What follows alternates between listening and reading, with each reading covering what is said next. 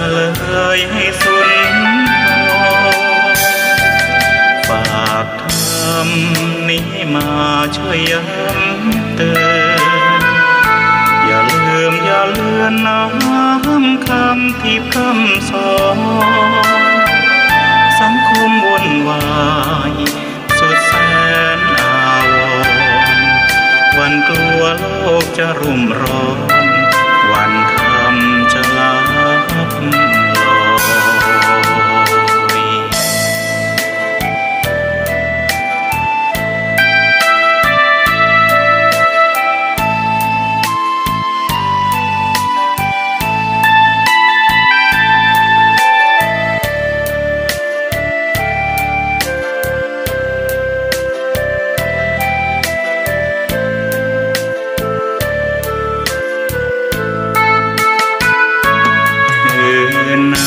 ยถ้ามีเวลาว่างจดหมายมาบ้างอย่าทำเงียบเฉยหรือโทรศัพท์เข้ามาติชมเชยถามปัญหาเถิดเอ่ยจะเฉลยให้สุนฝากธรรมนี้มาช่วยย้ำเตือนอย่าลืมอย่าเลือนน้ำคำที่พร่ำสอนสังคมวุ่นวายสุดแสนอาวรณ์วันกลัวโลกจะรุ่มร้อนวันธรรมจะลับลอย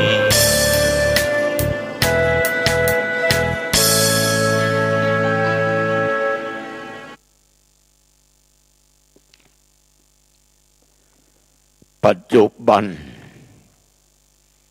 ขอให้ญาติโยมทุกท่านจงคิดแต่เรื่องที่ดีๆและหวังแต่ในสิ่งที่ดีๆไว้และขอโยมทำหน้าที่ในปัจจุบันนี้ให้ดีที่สุดสิ่งที่ญาติโยมหวังไว้ย่อมจะสำเร็จได้ทุกอย่างเพราะโยมคือผู้สร้างชีวิตของญาติโยมทุกท่านทุกคนเองขอเจริญสุขสาธุชนญาติโยมท่านผู้ฟังทั้งหลายทุกท่านทุกคนวันนี้มาพบปะกันอีกในรายการธรรมะก่อนนอนณทางสถานีวิทยุคลื่น 104.50 ของวัดฝายหินอำเภอเมืองจังหวัดเชียงใหม่ตั้งแต่เวลาเดี๋ยวนี้เป็นต้นไปอาตมภาพตัวเจ้าวัดหนองทองหางดงจังหวัดเชียงใหม่ก็ได้มาพบปะกับญาติกับโยมอีกเช่นเคยในวันนี้ญาติโยมตรงกับวันอังคารของวันที่4เดือนมกราคมพุทธศักราช2565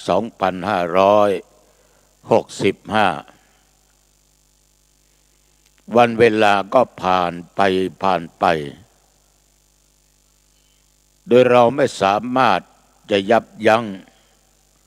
หยุดได้ต่อเมื่อเราตายเท่านั้นเองจากโลกนี้ไปเท่านั้นเองเราสามารถยับยั้งว่าเรานั้นมีอายุได้แค่นี้เท่านั้นปีเท่านั้นเดือนเท่านั้นวันแต่อย่างไรก็ตามญาติโยมในปี2565นี้ผ่านมาได้3 วัน4 วันกับวันนี้ก็จะผ่านไป ในปี65คงเหลือเวลาไว้อีก361 วัน เร็วนะโยมนะผ่านไปเร็วฉะนั้นเมื่อเป็นเช่นนี้ในญาติโยมอาตมภาพขอบิณฑบาตนะโยมนะขอบิณฑบาตอย่าหลงตัวเองว่ากูยังไม่แก่อย่าหลงตัวเองว่ากูนี่แน่กว่าทุกสิ่งทุกอย่างกลัวใครๆทั้งสิ้นอย่าหลงตัวเองว่ากูไม่เจ็บไม่ไข้อย่าหลงตัวเองว่ากูมีทรัพย์สมบัติมีปัจจัยเงินทองสิ่งของและอย่าหลงตัวเองว่ากูไม่ตายง่ายหรอกเพราะกูมีเงินมีทุกสิ่งทุกอย่างมีสามีสุดที่รักมีภรรยาสุดที่รักมีลูกสุดที่หวงและเป็นที่รักอย่านะโยมอย่าขอบิณฑบาตญาติโยมทั้งหลายในคราวที่แล้วนั้นอาตมาภาพได้นำเอาธรรมะ2 ข้อในหนังสือนวโกวาทได้ทำมีอุปการะมาก2 อย่างมาพูดไอ้ญาติไอ้โยมที่อยู่ทางบ้านที่ยังไม่ได้หลับไม่ได้นอนได้ฟังธรรมะจากตัวเจ้าหนองตององค์นี้นั่นก็คือเรื่องสติกับเรื่องของสัพพัญญะสติคือความระลึกได้ก่อนที่จะทำก่อนที่จะพูดก่อนที่จะคิดนึกได้แล้วว่าสิ่งที่จะทำจะพูดจะคิดนั้นมันไม่ผิดก็ลงมือทำแล้วก็พูดแล้วก็คิดสัมปชัญญะนั้นต้องรู้ตัวเสมอว่าขณะนี้เรากำลังทำอะไรกำลังพูดอะไรและกำลังคิดอะไรทำทั้ง2 ข้อนี้ญาติโยมมีอุปการะมากต่อบุคคลที่มีสติและสัมปชัญญะในการดำเนินชีวิตวันนี้อาตมาภาพจะนำเอาธรรมหัวข้อที่ว่าธรรมเป็นโลกบาลคือธรรมที่คุ้มครองโลกมาพูดให้ญาติให้โยมฟังสาธุชนทั้งหลายการดำรงชีวิตอยู่ของเราทั้งหลายนั้นอดีตคือสิ่งที่ผ่านไปอนาคตคือสิ่งยังไม่มาหรือมันจะมาแต่ยังไม่ถึงฉะนั้นในปัจจุบันนี้สำคัญยิ่ง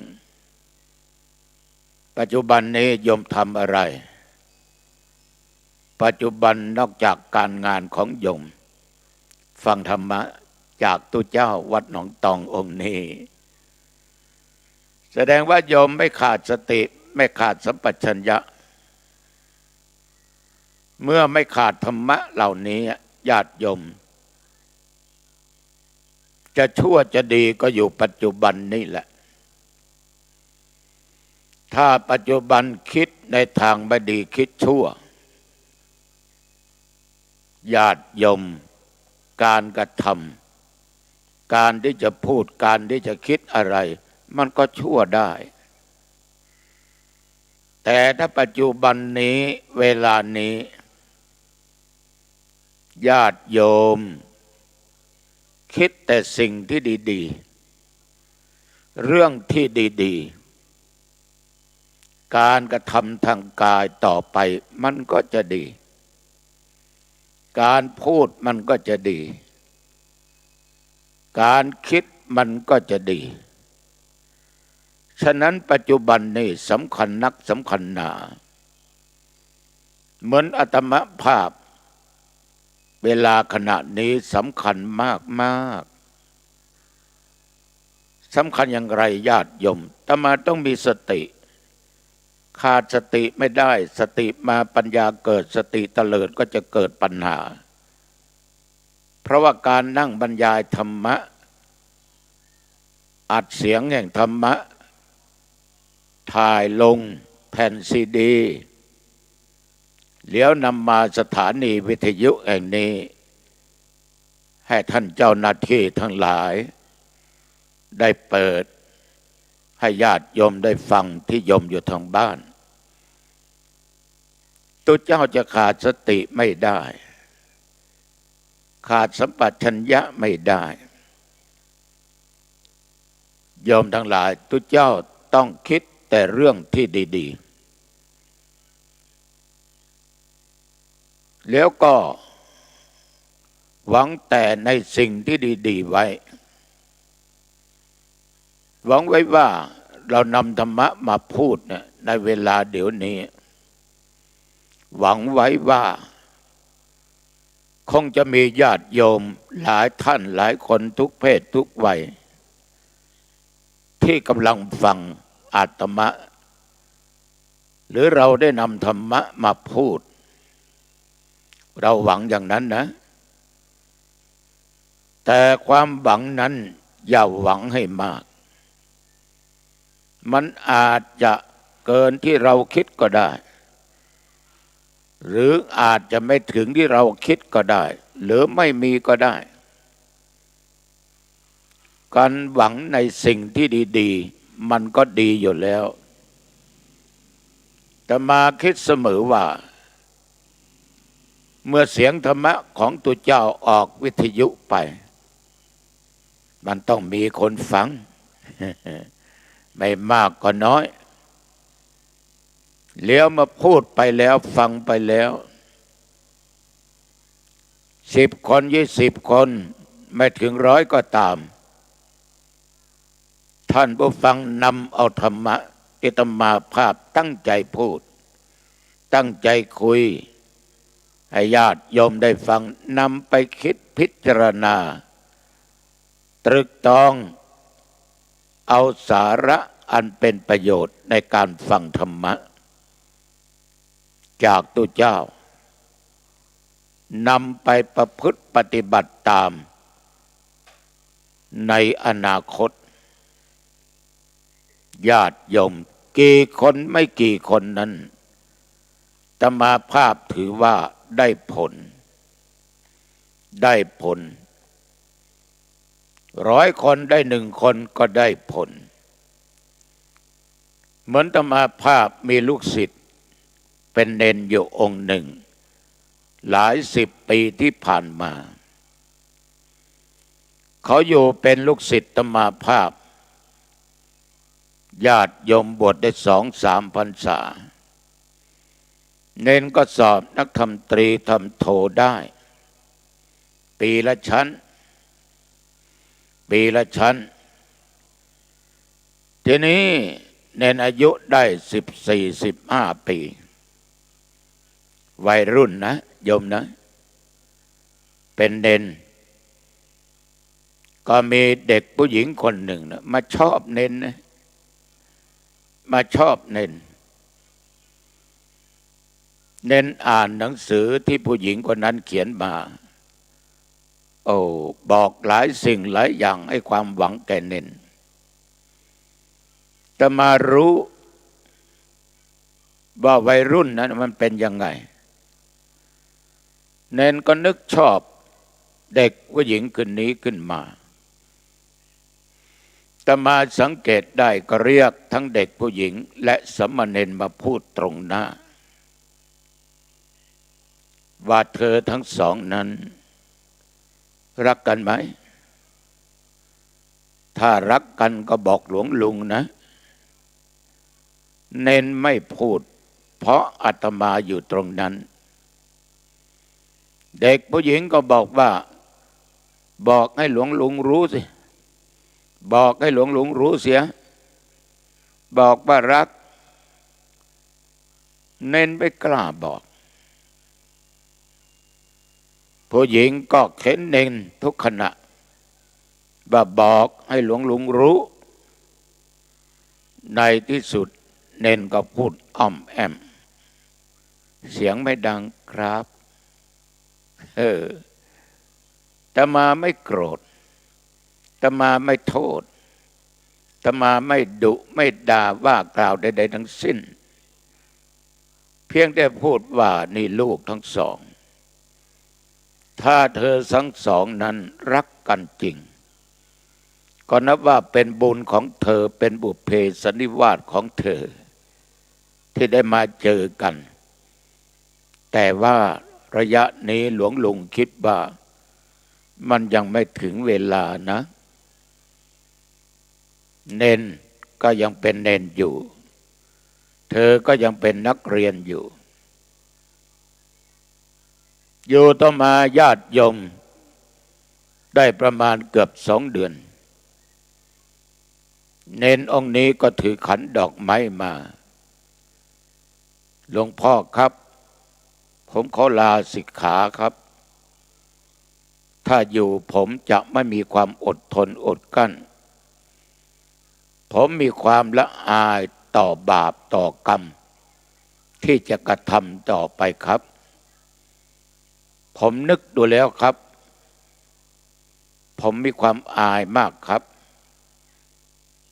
ผมกลัวหลวงพ่อจะไม่อยู่เป็นสุขผมจึงขออนุญาตลาสิกขาอาตมาก็บอกว่าถ้าลูกจะลาสิกขาพ่ออนุญาตแกก็ยิ้มอาตมาสอนเพียงแค่2-3 คำว่าลูกเอ้ยถ้าออกไปอยู่เป็นฆราวาสชาวบ้านนี่มันลำบากนะพ่อเธอแม่เธอก็แยกทางกันอยู่แต่ถ้าเธอจะออกไปอย่าหวังอะไรแต่ถ้าเธอนั้นมีสติมีปัญญามีขันติอดทนอดกลั้นในการที่เธอจะไปทำการทำงานในชีวิตภายนอกมันต้องต่อสู้แต่เธอจงทำแต่สิ่งดีสิ่งไม่ดีเธออย่าทำครับถึงเวลาเน้นก็ลาสิกขาออกไปญาติโยมเน้นเป็นทิศเป็นพี่น้อยใหม่นะสำหรับเด็กผู้หญิงคนนั้นหลังจากที่เน้นลาสิกขาออกไปแล้วก็มาหาเหมือนกันมาหาเหมือนกันแต่ไม่ได้มีอะไรกับกัน4-5 วันอาตมารู้ว่าผู้หญิงคนนั้นต้องแยกทางไปอยู่ที่จังหวัดนครนายกเพราะญาติผู้ใหญ่มีที่นั้นญาติของทางแม่แกก็ไปอยู่นครนายกไปเรียนต่อตรงนั้นส่วนลูกศิษย์อาตมาภาพก็ไปอยู่ที่ณเหมือนกันแต่ไม่ใช่นครนายกเป็นนครปฐมหายไปตั้ง4-5 ปีในยมอาตมาก็นึกในใจว่า2 คนนี่คงไปอยู่ด้วยกันเป็นสามีภรรยากันได้ประมาณ5 ปีกว่านี่แกขับรถปิกอัพป้ายทะเบียนแดงนะเข้าไปวัดกับโยมผู้หญิงอีกคนหนึ่งแต่ไม่ใช่คนนั้นแกก็บอกว่านี่แฟนของผมครับหลวงพ่อครับ หลวงพ่อผมจำได้ไหมครับอาตมาจำได้เดี๋ยวนี้ทำอาชีพอะไรล่ะถึงมีรถป้ายแดงแกก็บอกว่าตั้งแต่ศึกออกไปนั้นไปอยู่โรงฆ่าสัตว์ฆ่าหมูชำแหละเนื้อหมูเอาเนื้อหมูไปส่งไม่ว่าจะเป็นกรุงเทพสุพรรณบุรีทีนี้อยู่ต่อมาก็เจอผู้หญิงคนนี้ก็รักชอบกันตกลงปองใจกันรักกันเลยแต่งงานอยู่ด้วยกันต่อมาแกก็มาคิดว่ากลัวบาปมีความละอายมากในการที่จะทำบาปญาติโยมจึงไม่รับฆ่าสัตว์บอกกับเจ้าของผมขอรับส่งเนื้อหมูในที่สุดก็มีช่องทางเอามันหมูนี่มาส่งที่จังหวัดเชียงใหม่อำเภอสันทรายแม่โจ้บอกว่าผมเอามาครั้งละ 1,000 ถึง 1,200 กิโลต้นทุนกิโลละ11 บาท12 บาทแต่มาส่งนั้น22 บาทได้กำไรอยู่10 บาทแต่ต้องจ่ายค่าน้ำมันค่าลายทางอรจิปัฏฐะเที่ยวหนึ่งก็คงเหลือประมาณ 7,000 ถึง 8,000 บาทอาตมาก็ถามว่าอาทิตย์หนึ่งเธอส่งกี่ครั้งแกก็บอกว่าบางครั้งก็2 ครั้งบางครั้งก็ครั้งเดียวส่งครั้งนี้ไม่ได้ตังค์มางวดหน้าได้ตังค์ในงวดแล้วก็ทำไมไม่ฆ่าหมูล่ะผมกลัวบาปครับเพราะผมบวชเป็นเณรผมมีความละอายมากอายต่อการกระทำความชั่วฆ่าสัตว์ตัดชีวิตญาติโยมเขาทั้ง2 คนนี้ยังเอาสังฆทานพร้อมปัจจัยมาถวายแกก็ถวายให้อาตมาภาพขออุทิศส่วนกุศลให้พ่อให้แม่ที่จากไปและให้สรรพสัตว์มีหมูเป็นต้นผู้เป็นศรีภรรยาก็ทำบุญให้ญาติพี่น้องและให้สัตว์คือหมูอาตมาก็ให้พรแหละให้ทั้งพ่อทั้งแม่ทั้งญาติพี่น้องให้ทั้งสัตว์คือหมูหรือสุกรแผ่บุญกุศลให้เขาเพราะเขาถือว่าหมูก็มีพระคุณต่อเขาด้วยความกลัวต่อบาปต่อการกระทำเขาก็พยายามทำบุญ2 คนผัวเมียนี่ญาติโยมมาถวายให้หลวงพ่อเนี่ยหลายพันบาทนะหลายพันบาทแล้วก็ได้สอนไปว่าเธอทั้ง2นี่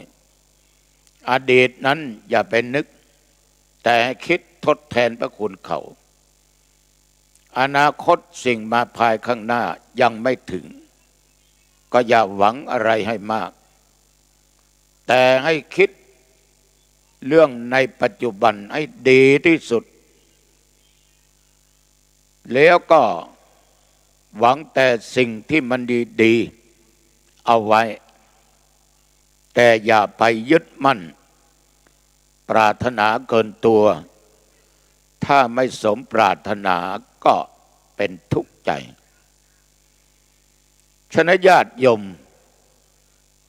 คนที่กลัวบาปอยู่ไม่กล้าทำบาปนั้นเขายังเจริญก้าวหน้าได้นะ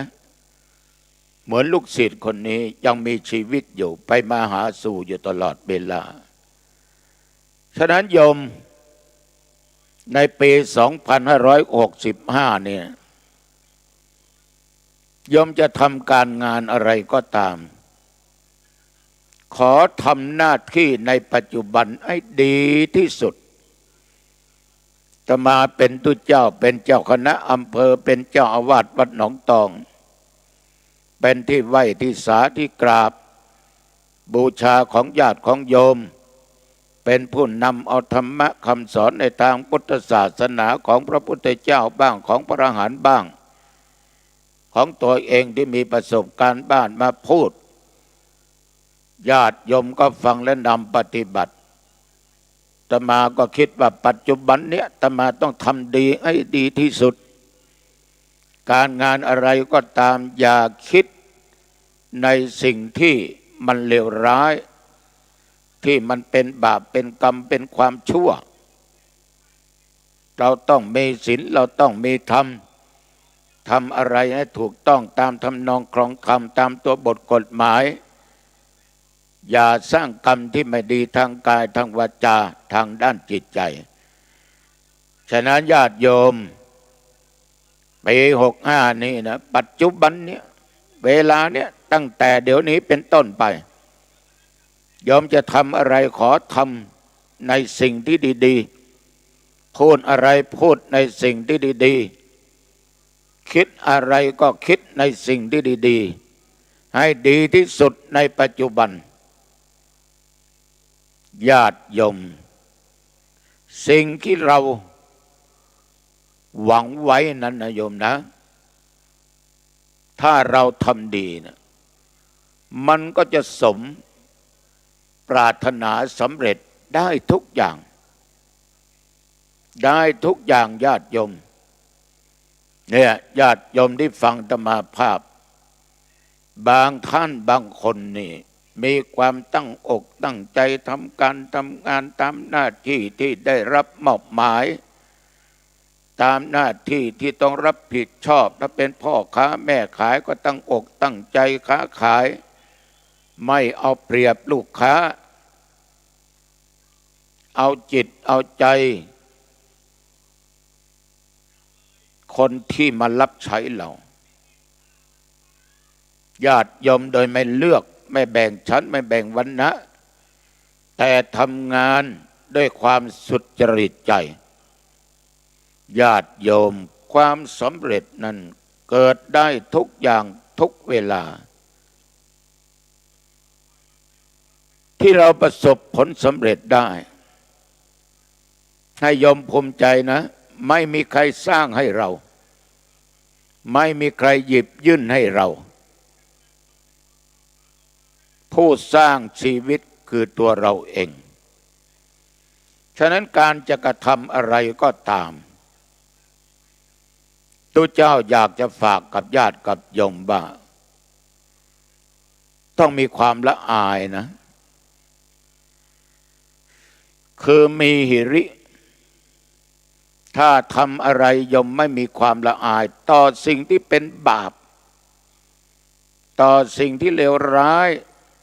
สิ่งที่ทำไปแล้วนำให้คนอื่นเดือดร้อนตัวเองเดือดร้อนสังคมเดือดร้อนประเทศชาติเดือดร้อนโยมต้องอายบ้างคนเราทุกวันเนี่ยย้อนไม่มีความละอายไม่มียังอายนะรู้ว่าทำไม่ถูกก็ยังทำรู้ว่าผิดทั้งศีลทั้งธรรมทั้งกฎหมายบ้านเมืองก็ยังทำรู้ว่าจะนำความเดือดร้อนความมหายนะเกิดแก่ตัวเองครอบครัวก็ยังทำเกิดแก่พ่อแก่แม่ญาติพี่น้องแก่วงตระกูลต่อมิตรสหายคำก็ยังทำอยู่ต่อประเทศชาติก็ยังทำอยู่โอ้ญาติโยมทำไมไม่มีความละอายบ้างต้องมีญาติโยมความละอายนี่ท่านทั้งหลายคือละอายใจอย่างอาตมาภาพถ้าไม่มีความยางอายหน้าหนายนะ ขอโทษตัวเองด้วยไม่มีความละอายรู้ว่าการพนันเป็นสิ่งไม่ดีไม่อายตังไม่ใช่ตังโยมเป็นตังของเราที่โยมถวายให้เราดื่มเหล้าดื่มเบียร์ไม่ดี เอาเขายังดื่มเราก็ดื่มบ้างไม่เป็นไรเราก็เป็นตุก็มีสิทธิ์ที่จะดื่มเขาไปเที่ยวเราเป็นพระก็เที่ยวอย่างเขาบ้างเขายังไปเที่ยวได้เราก็ต้องเที่ยวได้ไม่มีความละอายแก่ใจถ้าเป็นตุเป็นพระไม่มีความละอายนี่โยมเสียตัวเองหมดเสียเวลาที่มาบวชเสียเวลาที่ญาติโยมได้ทำบุญได้กราบได้ไหว้เสียทุกสิ่งทุกอย่างแต่วงเล็บพุทธศาสนาไม่ได้เสียไม่ได้เสื่อมนะโยมนะมันเป็นเรื่องของบุคคลโยมบางท่านบางคนนี่เหมาเข่งหมดพระสงฆ์เดี๋ยวนี้เน้นเดี๋ยวนี้ประพฤติปฏิบัติไม่เหมาะไม่สมทำให้พุทธศาสนาเสื่อมโอ้โหพุทธศาสนาไม่ได้เสื่อมธรรมะไม่ได้เสื่อมศีลไม่ได้เสื่อมคนต่างหากที่มันเสื่อมเพราะเหตุใดมันเข้าถึงธรรมะไม่ได้ไม่ถึงเรื่องของศีลมันจึงเป็นอย่างนั้นเพราะมันไม่มีความละอายในการกระทำความเลวต่างๆญาติโยมทุกวันนี้ผัวฆ่าเมียเมียฆ่าผัวลูกเต้าฆ่าพ่อฆ่าแม่ด่าพ่อด่าแม่ครูบาอาจารย์ทำอะไรไม่ดีเลวร้ายต่อลูกศิษย์ลูกหาอันเป็นสิ่งอนาจารสิ่งชั่วช้าลามกโอ้ยสังคมทำไมเป็นอย่างนี้ยังไม่มีความละอายบ้างหรือพ่อแท้ๆทำอนาจารกับลูกแท้ๆของตัวเองเลือดของตัวเองทำได้หรือมันทำได้เพราะมันไม่มีความละอายในการทำความเลวทำไปแล้วเป็นไงโยมโอ้โหโทษต่างๆนั้นถูกประณามจากชาวบ้านจากข่าวจากคนนั้นจากคนนี้ญาติโยมเพื่อทำลงไปแล้วความผิดมันกระจ่างแล้วบางคนนี่ทำตัวอายกลัวคนอื่นรู้ว่าตัวเองเลวทรามขนาดไหนขอโทษเอาผ้ามาปกหัวปิดใบหน้าญาติโยมละอายอย่างนั้นเนี่ยมันสายเกินไปฉะนั้นคนที่ไม่มีความละอายเนี่ยคือคนที่ชอบทำความเลวผิดต่อศีลต่อธรรมต่อกฎหมายทางบ้านเมืองบางท่านบางคนไม่มีความละอายใจตัวเองงดเว้นการทำความดีทำไปทำไมบุญไม่มีบาปไม่มีนรกสวรรค์ไม่มีทำดีได้ดีมีที่ไหนทำชั่วได้ดีมีถมไปนั่นญาติโยม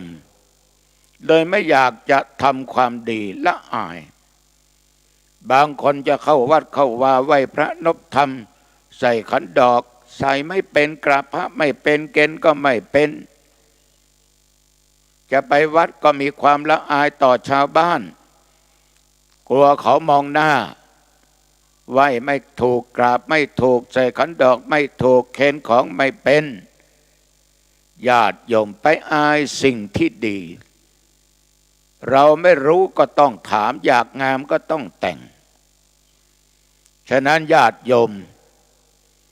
ขอให้เราทั้งหลายมีความอาย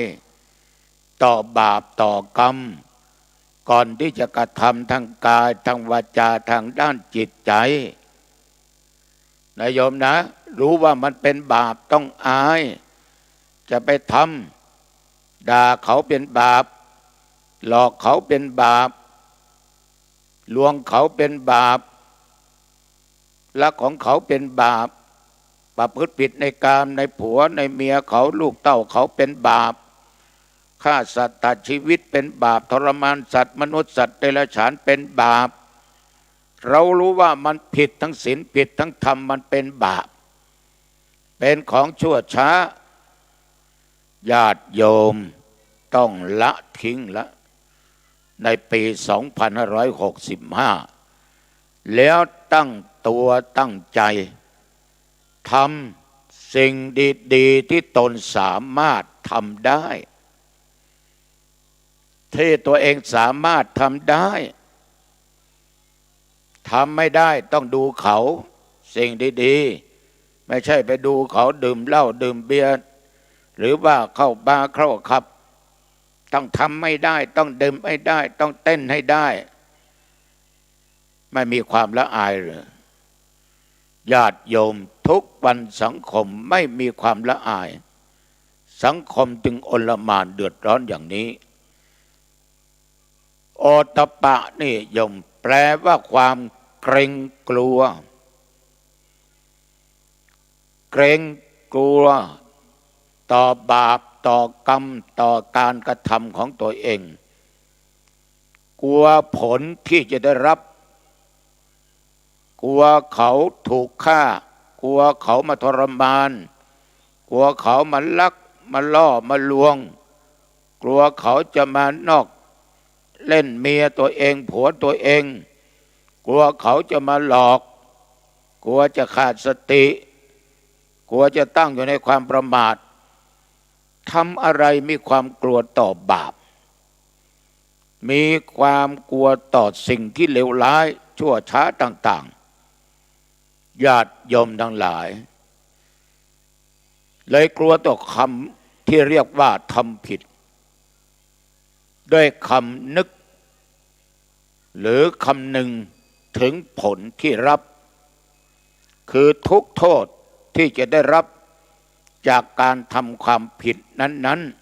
ๆจากการทำการงานที่ทุจริตนี่ญาติโยมบางคนมีตำแหน่งหน้าที่โอ้โยมทั้งหลายตกเก้าอี้ไปเยอะนะถูกปลดกลางหาวก็เยอะนะเพราะการทุจริตทำผิดศีลผิดธรรมผิดกฎหมายบ้านเมืองฉะนั้นญาติโยมตู้เจ้าขอบิณฑบาตรู้ว่ามันไม่ดีอย่าเข้าใกล้ของเน่าของเสียมันเหม็นของหอมมันก็มีกลิ่นหอมโชยไปทุกสารทิศญาติโยมขอบิณฑบาตนะอย่าทำการทุจริตอย่าทำในสิ่งที่เลวร้ายคนที่มีความกลัวต่อบาปเขาจะหยุดทันทีกรรมมันมีจริงนะโยมนะอย่างตุเจ้าว่าหนองตององค์นี้เคยพูดให้โยมฟังบ่อยหญิงนกเมื่ออายุ9 ขวบอายุ59ไปเทศจะกลับวัด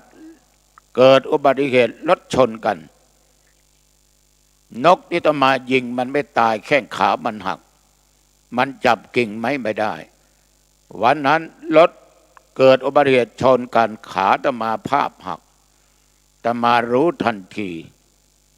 เนี่ยญาติโยมกัมมุนาวัตติโลโกสัตว์โลกทั้งหลายย่อมเป็นไปตามกรรมฉะนั้นตุเจ้าจึงขอฝากธรรมะ2 ข้อคือหิริและโอตตัปปะธรรมทั้ง2 ข้อนี้ญาติโยมท่านกล่าวว่าเป็นโลกธรรมหรือโลกบาลธรรมธรรมที่คุ้มครองโลกโลกในที่นี้ญาติโยมหมายเอาโลกที่มีหมู่สัตว์หมู่คนได้อยู่ได้อาศัย